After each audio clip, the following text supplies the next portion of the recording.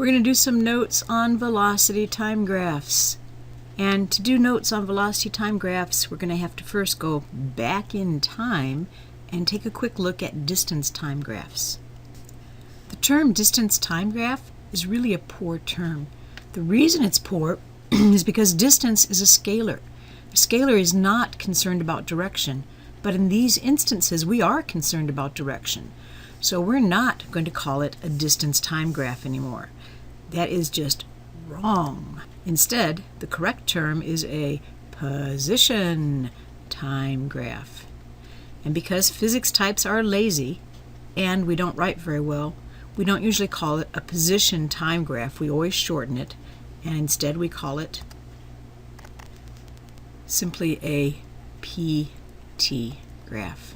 And we can remember that the change in the position time graph, how the slope changes over time, is what's happening to velocity.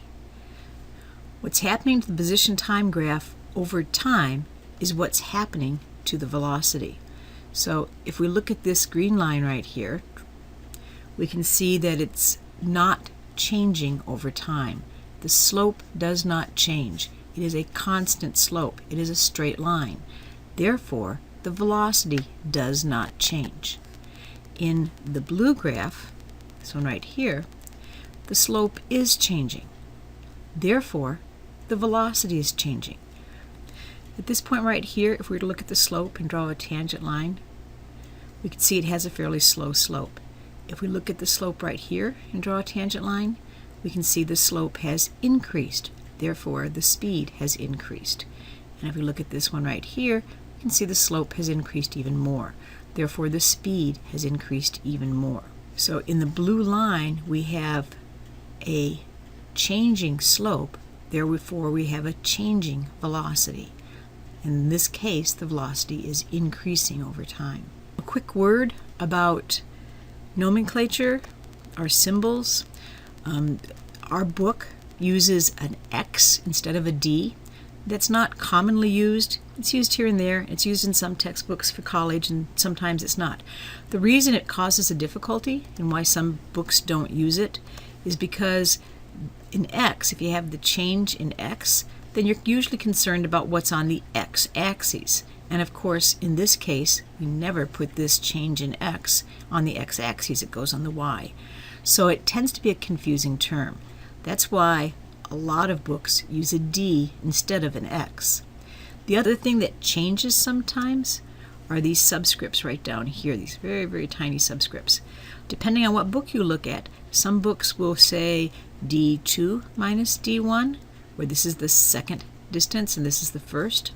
Some books will say DF minus DI, where F stands for the final and I stands for the initial. Some books will even go just D minus D naught, where this is your final distance and D naught is your initial distance. Personally, I find this terminology confusing and I don't use it. These two terminologies down here, I tend to interchange. And quite frankly, depending on what book you read, they're going to use either one of those two. So you might as well get used to the fact that those two things mean the same thing. Likewise, you might as well get used to the fact that some books, including your own, instead of saying D2 minus D1, say X2 minus X1. Or they might say XF minus XI. Or, if they're really inconsiderate, they might say X minus X naught. It all means the same thing. We're all looking at the change in position, and in the case over here of velocity, we're looking at the change in position over a certain time interval, or the change in time. As a summary, how position changes as you progress through time is called velocity. Velocity is the change in position divided by the change in time. And what happens to the slope of the position time graph is what's happening to the velocity. So let's take a look again at a more complicated position time graph. Over here, this part, we have a positive slope, so we have a positive velocity. Over here, we have zero slope, So we have zero velocity. Zero velocity is better being known as at rest. Over here, we have a negative slope, therefore a negative velocity. What happens when you cross the line? When you go from a positive position to a negative position? Well, did the slope change in here? No. If the slope did not change, that means the velocity did not change. So what did change? What's happening here? If we look at a timeline or a line, say where this is our motion sensor and we were walking along here, that negative velocity indicates that we're going in a negative direction. So we're walking towards the motion sensor. Let's take a look at what would happen when we cross the line. Let's pretend like this is our motion sensor and this is our reference point, our zero line. So a negative to the right, we consider that to be a positive direction, and that'd give us a positive velocity. To the left, we consider that to be a negative direction, and that would give us a negative velocity. As the person walks along the line, going back towards the origin, that would correspond to this negative velocity here. If they're still walking at the same place, that moment they cross the origin, they're crossing the zero position. Well, the zero position over here on the graph is just this right here. So that's when they cross the line. And now if they continue walking in that direction, they're still going at the same velocity. They're still going in the same direction. The only thing that's changed is their position relative to the starting point, or their position relative to the origin. It is now in the negative zone. Over there, we still have that negative velocity, but our position is now negative. What's happening right here? Of course, our position is not changing, but it's below the origin or behind it. So if we were to look at our picture, the little guy would be right here, behind the origin and resting, not moving. So then what's happening over here? Well, we have a positive slope, therefore we have a positive velocity, so therefore the guy is moving in the positive direction.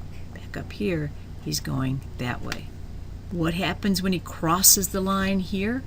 Well, all that means is way up here, he's finally crossed over the origin. So at that point, he's crossing over past the origin, but he's still maintaining this positive velocity. It really helps with position time graphs if you think about what's happening to the little blue man on the line.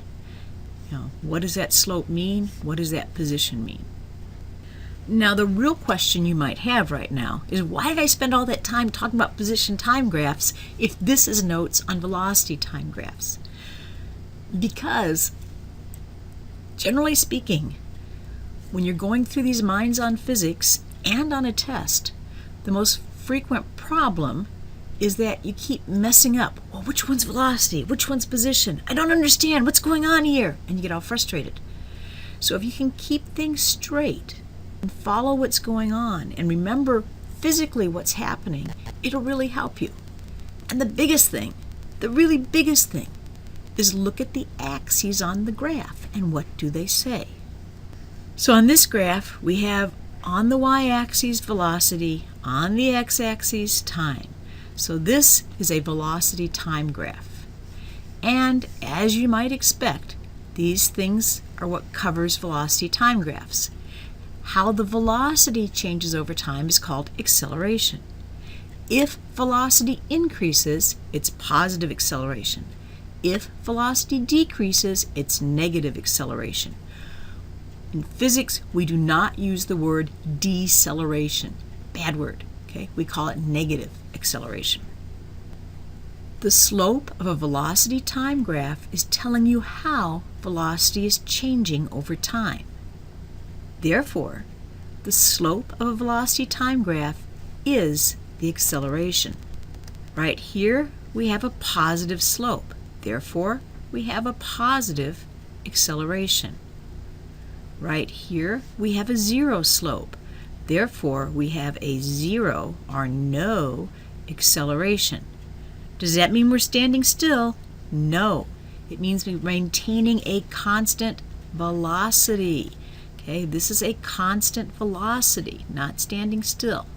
Okay, right over here, the slope is negative. Therefore, we have a negative acceleration. Now here we're going to get a little tricky. We have a negative acceleration, but it's above the origin. This is our zero line. If this is a negative acceleration, but it is still a positive velocity, because, like this point right here, it's a positive point. So you can have a negative acceleration. What's happening to our speeds? Well, I still have a positive speed here. I have a smaller positive speed here. I have a smaller positive speed here.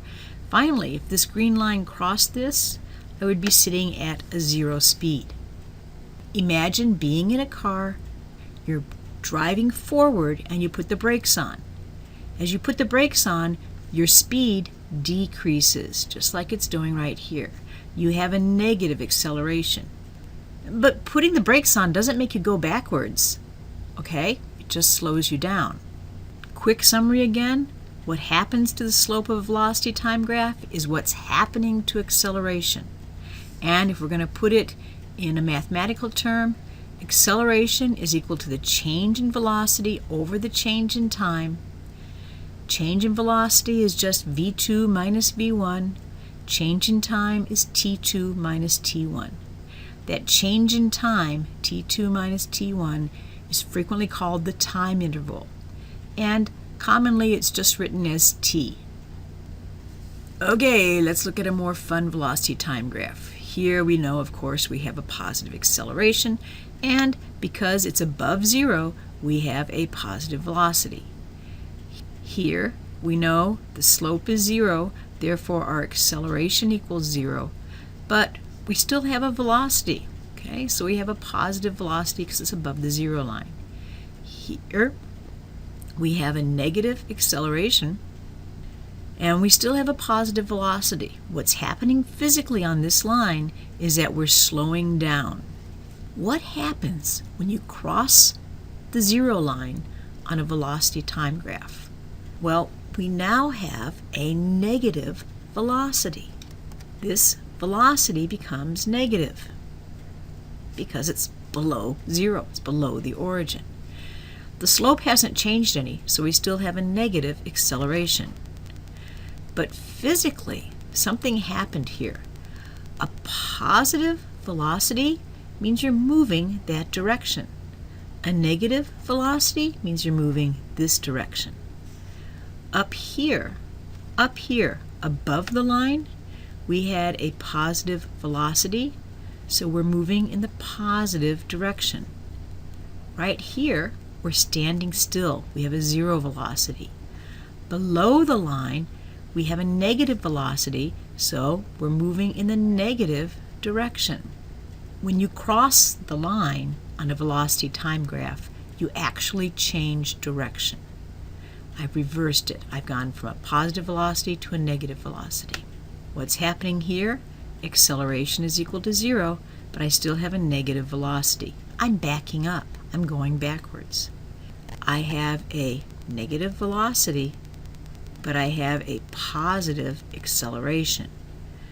This is a little tricky. Look at what's happening to the line.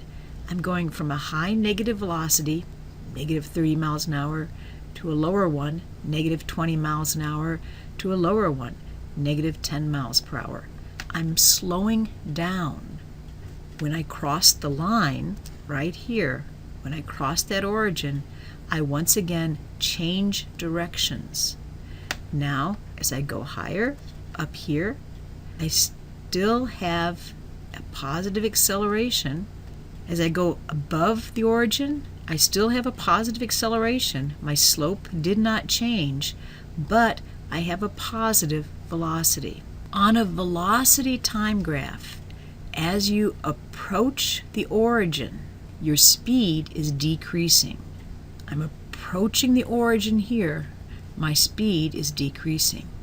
As I move away from the origin, which is right here, my speed is increasing. As I move away from the origin, over here, my speed or velocity is increasing. It's getting larger. It's getting larger in the negative direction, but it's getting larger.